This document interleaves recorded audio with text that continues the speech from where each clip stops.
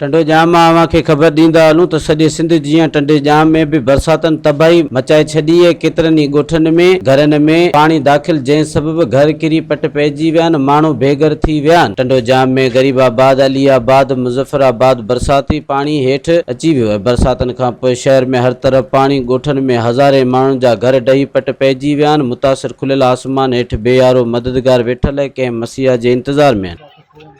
ये रोड तकरीबन 20 साल थी वियो आहे जेको मंज़ूरी जे इख़्तिताम ते आहे, पर केरु असांजो वली वारिस कोन थो थिए जेको अची हिते असांजो ही कमु कराए।